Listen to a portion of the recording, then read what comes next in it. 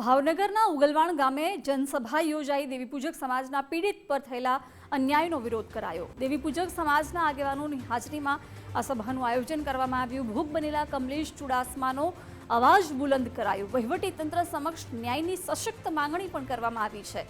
ભવિષ્યમાં આવા બનાવો અટકે તે હેતુથી આ કાર્યક્રમનું આયોજન કરવામાં આવ્યું। લોકોએ શાંતિપૂર્ણ રીતે વાત રજૂ કરી અને ન્યાયની માંગ કરી છે। આજે અમારો દેવીપૂજક સમાજ અત્યારે ભેગો થયો છે। એ અમારે એક કમલેશભાઈ ચુડાસમાને ન્યાય દિવડાવવા માટે ભેગો થયો છે અને એને પોલીસ દ્વારા એટલે કે સાવરકુંડલા ટાઉનના નીતિનભાઈ વાળા દ્વારા જે માર મારવામાં આવ્યો છે અને એને બર્બરતા રીતે અત્યારે ઢોર માર માર્યો ને તો એ હાલે એવું માર માર્યો છે અને એને ન્યાય માટે આખો દેવીપૂજક સમાજ અમે બધો ભેગો થયો છું।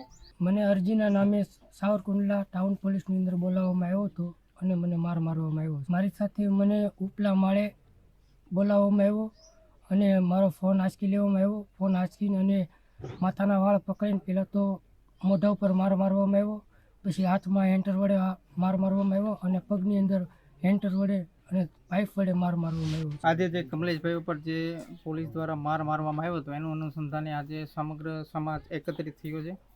અલગ અલગ જિલ્લાઓમાંથી આગેવાનો અને જાગૃત યુવાનો પધાર્યા છે અને આજે અમે એક નિર્ણય લીધો છે કે આજે અમે સાવરકુંડલા ડીવાયએસપી અને અમરેલીના એસપીને આ બાબતે રજૂઆત કરીશું અને જો આ બાબતે કોઈ અને કમલેશભાઈને ન્યાય નહીં મળે તો ગાંધી સિંધિયા અમે આંદોલન પણ કરવા તૈયાર છીએ।